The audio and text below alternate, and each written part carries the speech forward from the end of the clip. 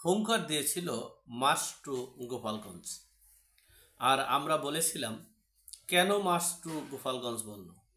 তারা তো পদযাত্রা করেছে, সেখানে তারা গোপালগঞ্জ কেন? সারা বাংলাদেশেই তারা পদযাত্রা করতে পারবে, কিন্তু সেই পদযাত্রাকে ওভারকাম করে 16ই জুলাই কেন তারা লং মার্চ টু এই গোপালগঞ্জ করে গোপালগঞ্জের নাম পরিবর্তন করা, গোপালগঞ্জের বঙ্গবন্ধুর মাজার শেষ করে দেওয়া, গোপালগঞ্জ স্বাধীন করা, গোপালগঞ্জ নিয়ে হুঙ্কার।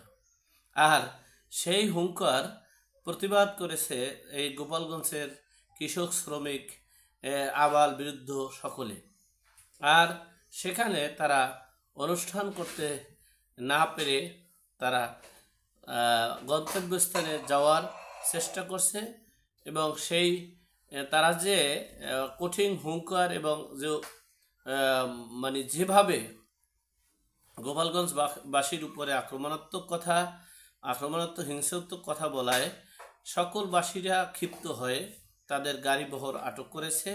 তারা এখন মানে জীবন রক্ষার্থে তারা পুলিশ সুপার কার্যালয়ে ঢুকেছে এবং সেখানে বসে এনসিপি নাহিদ ইসলাম তিনি বলেছেন আমরা অবরুদ্ধ, এবং মানে এনসিপির মুখপাত্র নাসির উদ্দিন পাটোয়ারি বলেছেন আমরা এখন অবরুদ্ধ আছি, আমরা প্রয়োজনে যুদ্ধ করে নিজেদেরকে মুক্তি করব।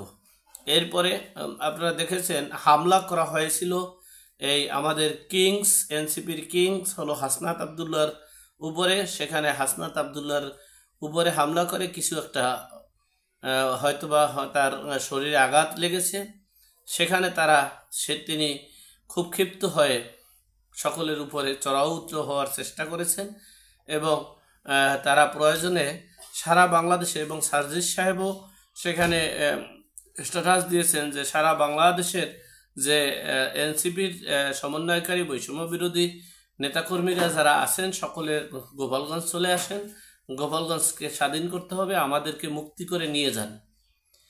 প্রয়োজনে আমরা এই গোপালগঞ্জে যুদ্ধ করে গোপালগঞ্জ স্বাধীন করব, আপনারা সকলে গোপালগঞ্জ চলে আসেন। সেই বার্তা দিয়েছেন সার্জিস আলম।